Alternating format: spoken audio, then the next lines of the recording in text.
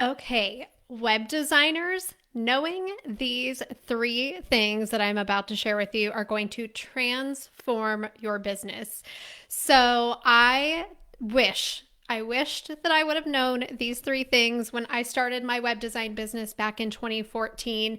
And these are three things that I want every single web designer to know before they get their first client or to course correct after you have already started your web design business. So, really quick, for those of you who don't know me, my name is Shannon Mattern, and I help web designers create profitable, sustainable, scalable web design businesses. I also teach online business owners how to DIY their own website. So, non web designers, how to do it themselves and market themselves online. But this live stream today is for all my web designers out there. It's for all my web designers out there who are undercharging, over delivering, and maxed out. I'm actually going to be doing several live streams this week just for web designers.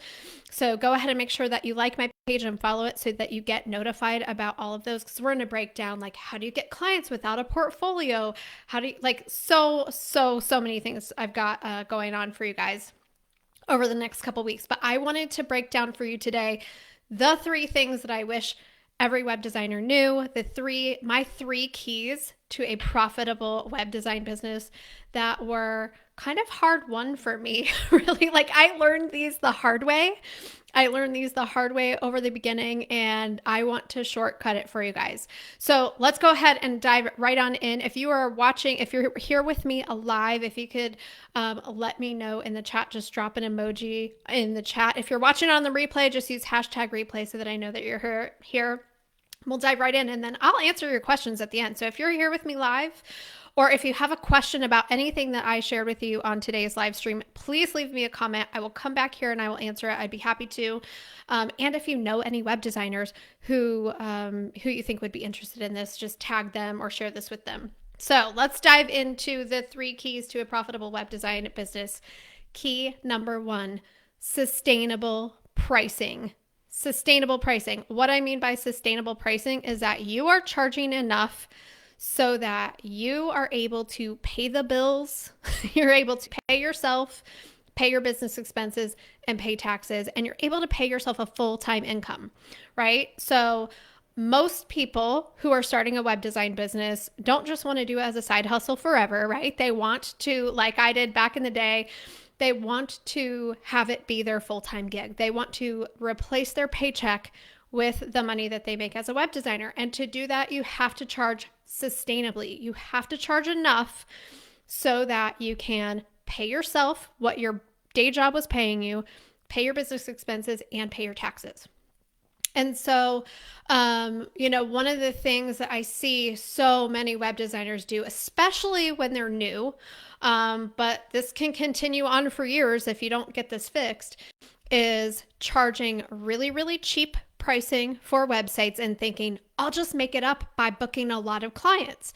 So they charge, $500, $1,000, $2,000 for a website. And they're like, well, I need to make $10,000 a month. So if I just get 5 web design clients every single month at $2,000, then that's my $10,000 a month and I'm good. Well, it is really, really, really hard to not only book 5 brand new clients a month, but to complete 5 websites. Like imagine you're completing 5 whole entire websites for $2,000 every single month, and that site has to start and end that month, because think about it, like the next month you're going to book new clients, and you've got to make sure that you have all that lined up so that you're not starting new when you have old going on. And this is one of the biggest mistakes that I see with web designers, is that they do not take into account like the workload, how much time they have in any given month, that clients are not going to always cooperate with you.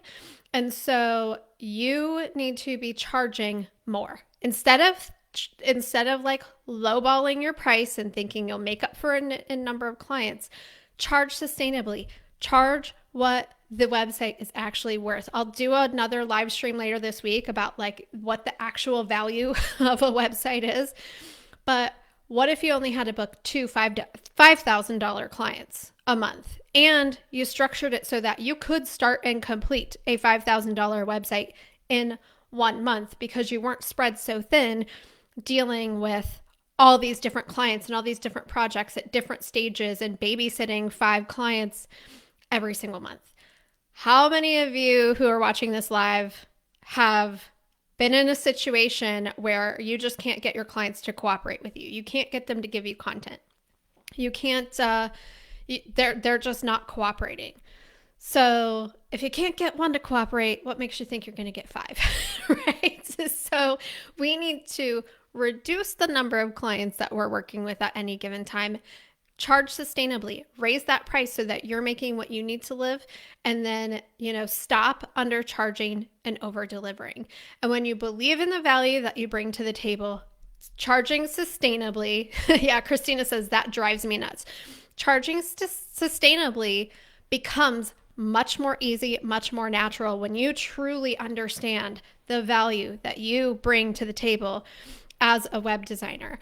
And also, when you are undercharging and over delivering, like you think your client, you're like, oh, well, my clients, they wouldn't want to pay more than this. Like they can't afford more than this. And the truth is, when someone underpays for a website and they get a maxed out, burnt out web designer who is dealing with 10 other clients at the same time just to be able to make a living, they are not getting that web designer's best work. And when you have people who say, oh, this project just dragged on and on and on, it's because people aren't charging sustainable pricing so that they can give their full time and attention to the projects like they deserve. Okay. So undercharging not only harms your bank account, it also is not good for your clients. It is not good for your clients. So we need to help you get your mindset right so that you buy into the value of what you bring to the table, so that you can help your client understand the value, so that it actually becomes easy for you to book clients at higher rates, 5,000 and above. Okay. Sustainable pricing, key number 1. Key number 2, boundaries. Boundaries are critical. I was just helping someone in our Web Designer Academy today who was like a little upset that someone, wanted to know about her pricing and packages.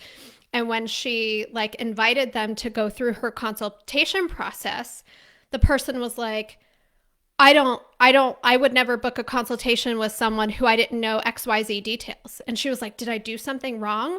Did I make a rookie mistake? And I was like, absolutely not. Someone who is not willing from moment one to follow the process that you put in place to work with clients is someone who's not going to respect your whole entire process from beginning to end.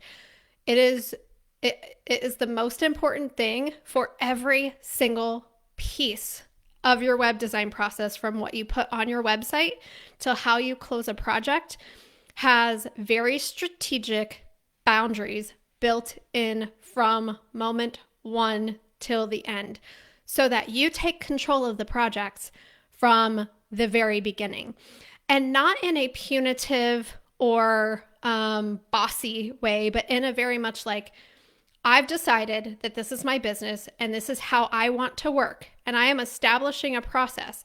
And if someone shows me from moment one that they're not willing to operate within the guardrails that I have set, I know that this project is going to be a nightmare of scope creep, of drawn out deadlines, of, me constantly having to course correct with the project. And so we very, very strategically want to establish super clear boundaries from moment one. And if there is someone who is not willing to operate within our boundaries, they are not the right client for us. I need you to, one of the things that I wish every web designer knew, and I am so passionate about this, is that you run the show. You run the show. You are not a pixel pusher for hire. Your client doesn't just hire you and then you're like, okay, well, I'll just sit here and wait for you to tell me what to do and I'll do it. That is not you being a consultative partner charging premium pricing for your web design project. That's you being a pixel pushing order taker, which if that's what you want, fine, but that's not the level of revenue that you're going to make if you take control of the project from day one and lead them through the process. And that's what we help our students in the Web Designer Academy do. I'm like, here's the process that you lead them through. Here's all the guardrails that we built in. Here's what to do when your client steps outside these guardrails, like exactly what to say to them, how to get them back in. And we really like hold our clients' hand through learning how to reestablish boundaries in their web design business, but we do it in a really empowering way. It's like, it's empowering for you. It's empowering for the client. It's never punitive. And, you know, like sometimes when you say like, you got to hold your boundaries, you get like super tense and feeling like, oh yeah, I got to like make sure nobody messes with me or whatever. It's like, it's not like that at all. Like, if I ever had kids, I don't have kids, but I'm like, I would think this is how people would tell you to parent, like, you know, but that's really how you would run your web design project. So when you don't have boundaries, you just leak money, right? That's why it's one of the keys to a profitable web design business. When you have boundaries, your projects start and end on time. When you have boundaries, you're not saying yes to work that you didn't get paid for. You know, when you don't have boundaries, you're just like, imagine like all these holes in your web design business, you're just leaking money out of them. So that's why boundaries are so super important. And one of the 3 things that I wish people knew is that you don't establish boundaries once something has gone wrong. You establish them to get things to go right the whole time.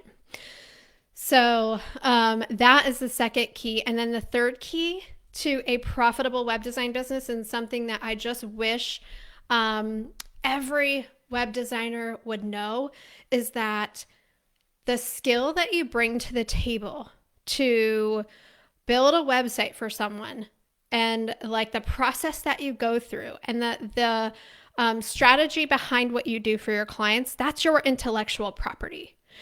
And that intellectual property can be packaged up in lots of different ways and sold as a digital product, right? So in my web design business, I didn't think of it like this. I was kind of doing it accidentally to solve a whole nother problem. It's a story for another day.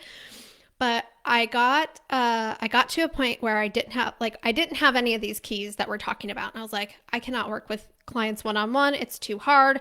It's not worth it. I'm not making enough money. I'm totally burnt out. My solution: stop working with clients altogether. Make a training teaching people how to build their websites themselves. I'm like, okay, here's how I'll solve the problem. I'll just skip the client's part and I'll teach them how to do it themselves. And because I'm also super weird about money and pricing back then, and I hadn't really learned how, like, the value I truly brought to the table, I'm going to give this training away for free. And I'm going to make affiliate commissions off the back end. So I'll give the training away for free, but Elementor, I'll get the commission from them, and I'll get the commission from the hosting company and from the email marketing company and whatever partners I had at the time. So I didn't have to deal with any of my money mindset issues because I got to give this training away for free. But what it unlocked for me was like, oh, wait, this process that I was building the same way for one-on-one clients over and over again just became a digital product that I could sell. The way that I design my pages and the strategy behind it and how I help my clients write copy, that just became a template that I could turn around and sell. And so now I have 2 sides of my web design business. I have one-on-one services, right? Which I did end up adding back in because after I gave away my whole process for free, people wanted to hire me, which again, we'll be covering marketing later. But that was like a whole thing that blew my mind. So I started taking on the one-on-one clients again, fixing the boundaries and the pricing side.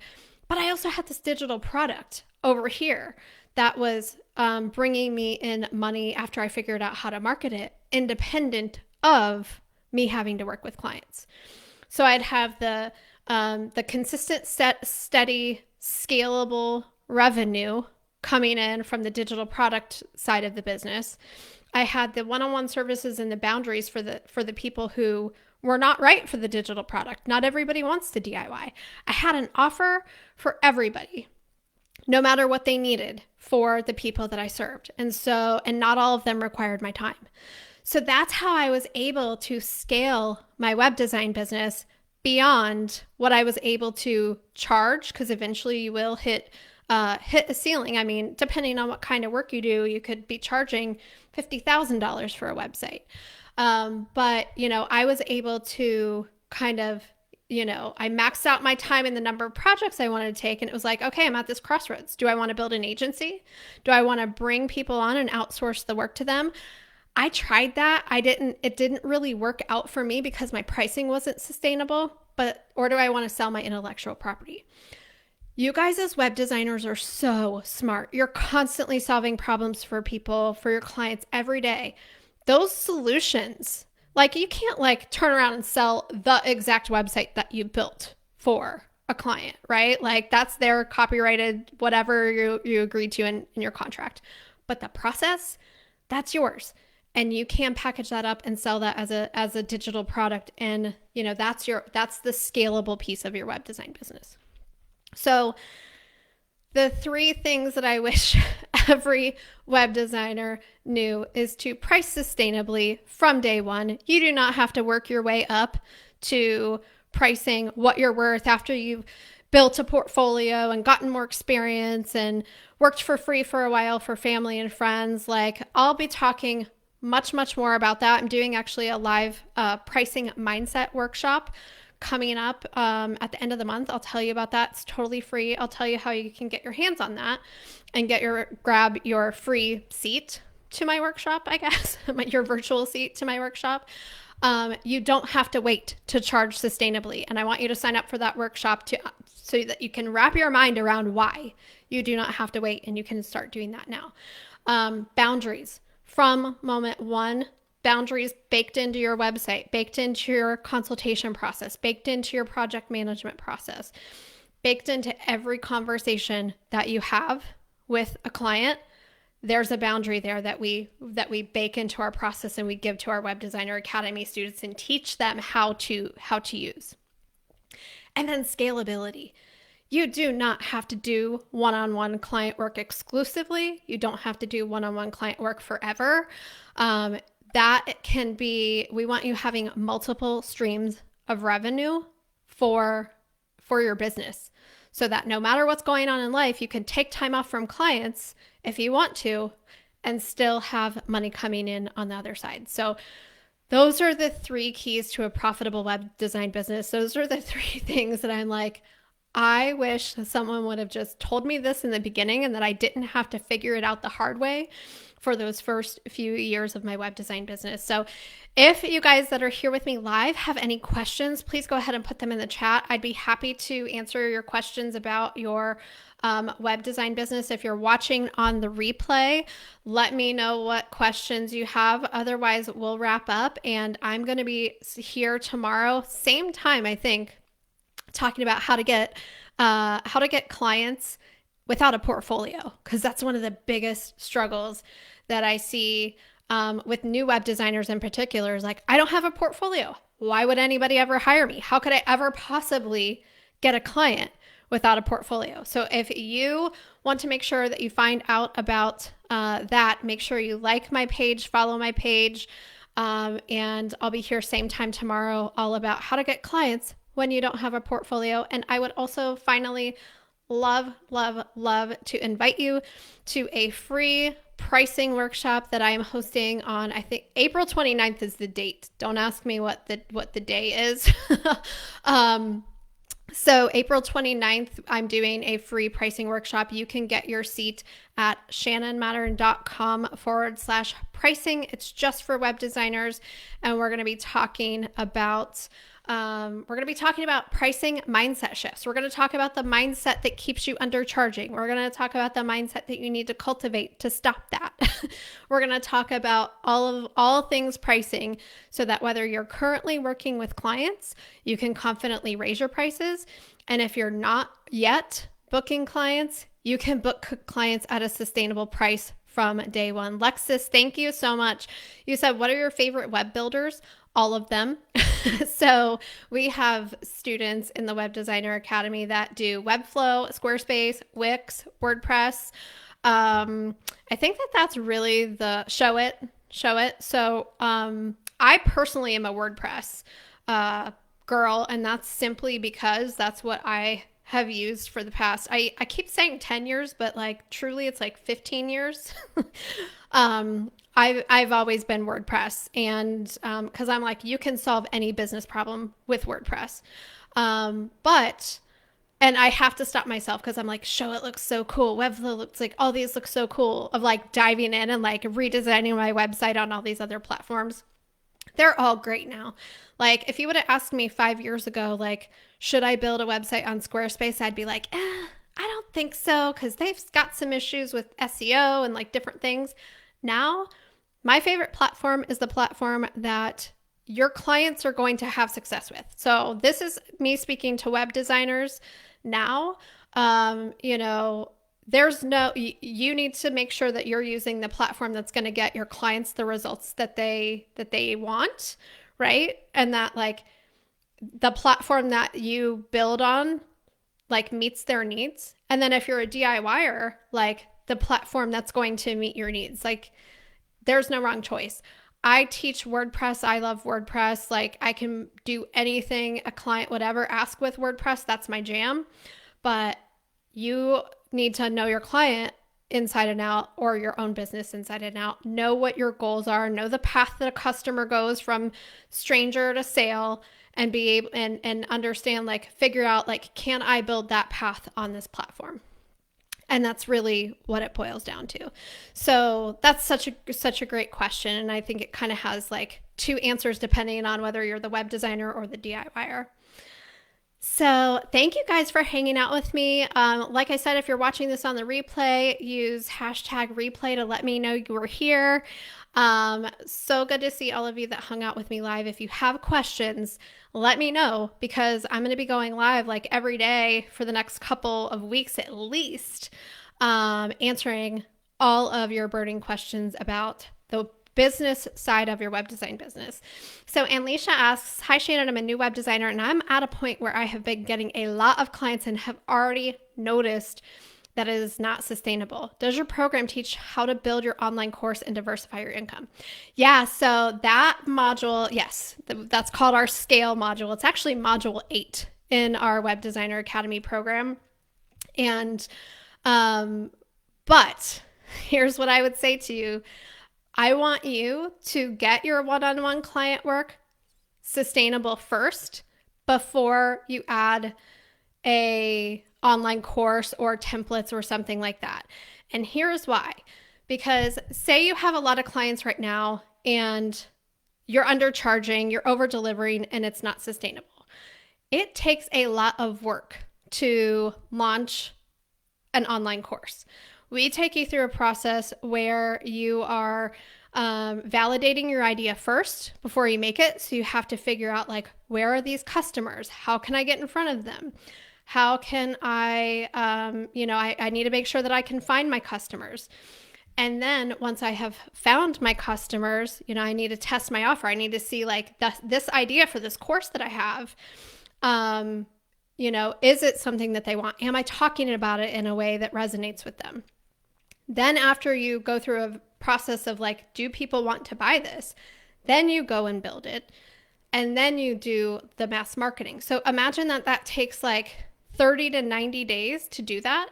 And it's kind of like a lot of work. So don't you want to have sustainable one-on-one clients that you're working with, like 1 or 2 clients at a sustainable price, rather than 5 clients at an unsustainable price, so that you have the time to pull away and you're not like basically tanking your business, right? Because if you stopped doing the one-on-one client work, you're bringing in no revenue for the next 30 to 90 days while you're getting this scalable offer off the ground. So we want to see you get the service side, the one-on-one side, sustainable and profitable, so that when you step away to create the scalable offer, you're not hurting your income. You're not hurting your revenue. So I hope that made sense. And Alicia, if you are interested in the Web Designer Academy, learning more and applying, you can just go to webdesigneracademy.com. All the information about the programs there. Super quick 2-question, no obligation application. If we think we can help you based on what you put in the application, we'll invite you to the next step, which is to get our free private training all about how to make a full-time income as a web designer. And it breaks down our 3-part framework in more detail than what I just shared with you.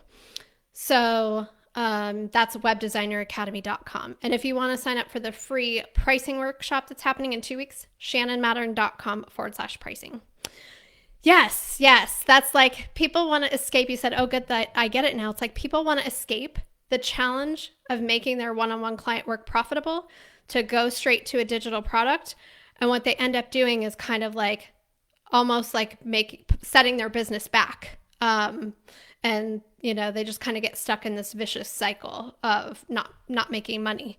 And then getting desperate, taking on another lowball client to cover things, and then never really being able to get that digital product off the ground. So we put it in, we do it in a very specific order for a very specific reason. Alexis said, I definitely need help getting more clients, so I'm excited for tomorrow. Yes, bookmark, follow my page, 5:30 tomorrow. We're going to talk about how to get clients without a portfolio. People are always like, oh, I got to have a portfolio, but I haven't had enough clients, or I don't really want to do that kind of work that I was doing. How do I actually do it? So that's what we're going to talk about tomorrow. So go save your seat for the free pricing mindset workshop, shannonmattern.com/pricing. I'm going to blow your mind wide open for that. And then I'll see you back here tomorrow for how to get clients without a portfolio. Thanks for hanging out with me, guys. This went way longer than I thought, but it's a really good topic. Great questions. And I'll see you here same time tomorrow. Bye.